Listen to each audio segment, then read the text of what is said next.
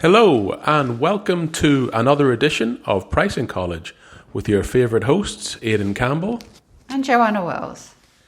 At Taylor Wells, one question we get asked quite frequently, I suppose because we focus on the B2B and B2C sectors, and one question we get asked quite a lot is what computer system, which IT system, which newfangled technological approach will do the job for us, will really encapsulate our pricing strategy, and what should we implement?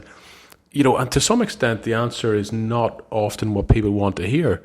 People, I think nowadays in 2022, believe that machines can and should do most things for us. We're used to typing it to Google and it coming up with the answer. But I think when it comes to B2B and B2C pricing, tools have a real role, but they will not replace, the human touch. Yeah, to put it simply, I think a lot of pricing systems, they're great. If you've got a great framework and architecture in place already, then you can automate that. But often what they do is automate what you've got. So if you look at it at the negative, if you've got broken, poor systems, you've got no price structure, your discount levels are incorrect, or you don't have any, you've got discretionary pricing, there's no controls, price controls, then, really what's the point of getting a high-powered pricing system to automate that? What you're just going to get is real automated junk in the machine, calculating incorrect and often cost-plus pricing very quickly. So in a way, what happens next? Well, so what people do often is, they still buy that system thinking that it is the silver bullet to correct what is fundamentally a broken architecture. And often, if you've got a broken architecture, you often have is often misaligned to a business model and operations, and in a way indicating that there are some business strategy changes and operational changes that need to occur as well. But irregardless, what happens is that maybe a senior executive, the CEO, buys this new pricing system, hoping that it is the silver bullet to correct everything, maybe misunderstanding the initial sales pitch from the vendor of that machine. And what happens then is that the vendor comes in, plugs it together. They call it integration with your other systems like your ERP. And then they find that actually, yes, lo and behold, the pricing architecture is broken too. So then they work with the business to try and correct that. But often, that leads to a very long, drawn-out process and a very costly process for the business, as these vendors are very expensive and end up staying there for many years and not really fixing the actual problem and just automating it fundamentally. So, Aodhan, what do you think?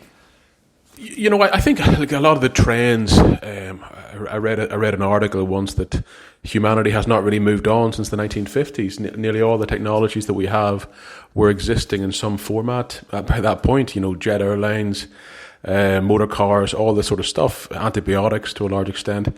And all we've had really is computers and electronics really in the last 20, 30 years, which have grown, infinitely times more powerful than they were even in the mid-80s. But with this, the negative of this is that we've become so focused on big data analytics, statistical analysis, and the big data that the internet has given rise to. So if we look at, I suppose, in the pricing world, that small little community that we all call home, pardon me, that sounds bizarre. Okay, but if we look at this small world where we have two real approaches to technology in that aspect and computer programs, we have really the revenue management systems, pros, systems like that, which are implemented in airlines, capacity-constrained businesses such as hotels, tourism, cars. We've seen them try to be implemented in tool hiring, probably less successfully. And then on the other end, you have what I would regard as a growth from A/B testing. It's almost like a website optimization system where it's based on pricing, such as Price Intelligently and systems like that. what do these things have both in common? They have two things in common: the ability to measure people coming to something, and then the historical results of what happens. So, you can show them a different pricing presentation. Everything else is equal. Statistically, then you can draw conclusions as to prices that will optimize sales, decrease sales, etc. That's in the price intelligently on that aspect of it. And then on the revenue management side, you're selling X number of seats. Historically, on a Monday, X number of people, statistically will look at this category, and then you can optimize the sales with a statistical variance, with a risk weighting, etc. And you can be quite confident in that. What I would say, that's in big numbers when you have statistically valid samples. But when you're in a B2B environment, you're quoting, you're doing tendering, you probably aren't doing statistically valid numbers of things.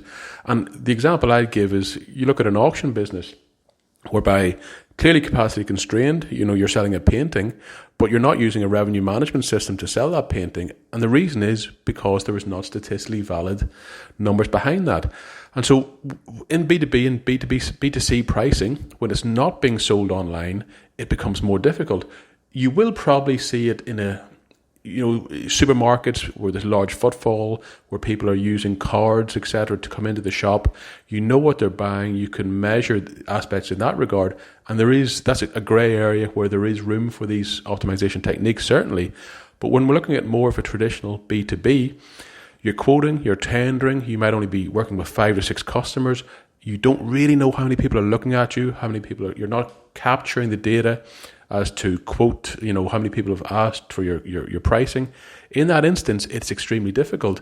And, you just aren't capturing the information to feed it into a system to be able to really use those two, the A2B optimization approach or the revenue management optimization either. Yeah, that's true. And that's what I was referring to in terms of often it's a broken, pricing architecture. Just because it doesn't happen, like quote to book, doesn't happen in B2B very often, doesn't mean it shouldn't happen. But I agree with you in the sense, to make the most out of these tools, you have to set up these processes, measurements and tracking prior to buying the actual tool to make it worthwhile. But often that particular piece of work is left because, it's people believe, businesses often in B2B believe that if they just buy the system, that will correct everything else, was my point before, but it doesn't. So again, I agree with you in the sense that, the pricing system is very, very effective at doing good pricing analysis. It calculates accurately. However, what it doesn't do, and what you need to do before buying the system, is set up the business rules and parameters, the conditions in which, and the scenarios that you want to test, and then use those analytics to get the rigor involved. So set up the ratios, the measurements, the tracking tools, and this is all what I call a price architecture. Build that out first. Spend, and this really does take, a good two years to do. Get that piece of work done before you buy the system. And if there's one thing that, you should take away from this, is don't go to the system first, because it doesn't build your architecture. It doesn't give you the learning that you think it will right away. What they will say is, you need that all set up in the first place. You need your tracking tools, you need your ratios, you need your quote to book, how much of your revenue is contracted versus uncontracted, how many of your products are custom specific to a customer, there's one-to-one pricing, how much of your revenue is uncontracted, so you have one-to-many price points in customers, because then you'll have different ratios, different tracking, so you'll know how to optimize different types of revenue groups. If you've got those answers and those things set up, yes, automate, but don't do it before, because you really will not get the answers you want. You'll just get garbled nonsense. Yeah, I think I'm not sure who the person is. Joanna will probably know that famous, if you can't measure it, you can't improve it. Who was that? She doesn't know. She'll come up with it. But it's a famous mantra from some management guru, Drexler, something like that. Anyway, don't remind me of books I read in an airport, Volume 101. But so what I'd say is the closer your business is to commoditization, clearly, the more commoditized it is, it's probably more likely that you can capture statistically valid information, measurements, quotes to book, all those sort of metrics that we discussed, where you're selling large numbers, of similar products, and you can tell, and this is my viewpoint, but when you get into more bespoke stuff, when you're probably dealing with fewer customers, potentially you have fewer competitors in the market, your value adds or maybe more particular to your business, whatever they could be. I personally think that the opportunity for the value of a good sales team, in that instance, a good marketing team, a good pricing team, the human element is more important.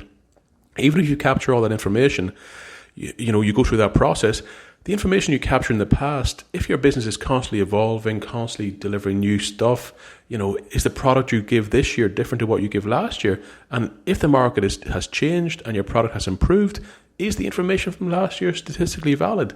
If we're talking about revenue management and the airline, a flight into Chicago from New York for 9 o'clock on a Monday, excluding COVID, of course, clearly there are probably historical precedences that make sense. But if your product is different, if it has really changed, if it's new, in those instances, the statistical aspects of it decrease. And I think a lot of it will come down to your value management system, how you articulate that to customers, your ability to build moats, to build sort of network effects, and all those other aspects. You're getting into real complexity, and the more complex things get, it's much harder to put them into a cookie cutter style system. So you really need to be careful, because what I would almost say is if you're focusing on a system and being very driven by a system and rules-based systems, what you probably do is you'll build your value management system to suit the system rather than the other way around, which is what Joanna's talking about, rather than building, your computer system to suit your value management system and your value strategy, because if you don't really know what your value strategy is, that other element that says the more complex and better your value management strategy is, potentially the less likely an all-consuming computer system will suit you. Tools are really useful in small aspects for mechanizing and automating stuff that humans probably are not best suited to do, boring, monotonous work that can be done quickly. Quoting systems, emailing systems, CRM systems, 100% we back all those. But, sometimes we can lose track of what is really important here. Yeah, it reminds me of a client I'm working with at the moment, working very closely with the category team to really understand at a SKU level the value of their product portfolio. And that really, for the pricing people out there, we're looking really very much at the attributes of the product. But more than that, that's the first step. Second step, looking at the value of those attributes in the eyes of the customer. That's a different type of cognition that a computer can never really capture. And really, when you look at pricing systems, they just stop at that statistical analysis. They don't go into this metacognition that I'm talking about, that real value-based perception and willingness to pay, because they just simply can't.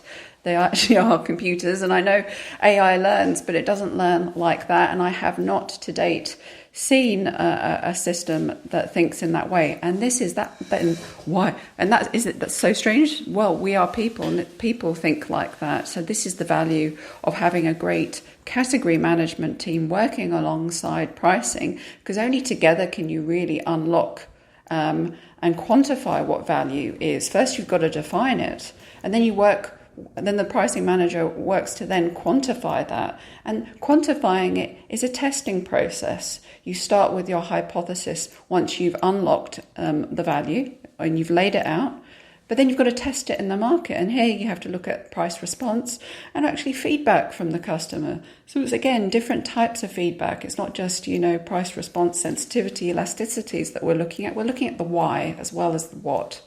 So this is why a lot of AI just, it just can't do that sort of stuff for B2B businesses. But, there are parts of B2B business it'd be useful for. I think, in terms of automating quoting tools, but again, a quoting tool for B2B needs to be thought through first by people to make sure that it fits in with the business strategy. Okay, I think that's all I have to say about that. But if you have any questions for either of us, please feel free to, reach out, and we're happy to talk to you about that. Okay. Yeah, listening to this podcast today, it makes me feel like a Luddite from the Industrial Revolution. So this weekend I'll be heading out with a baseball bat to smash up computers and machines. So join me if you feel free. Anyway, have a great weekend. Bye.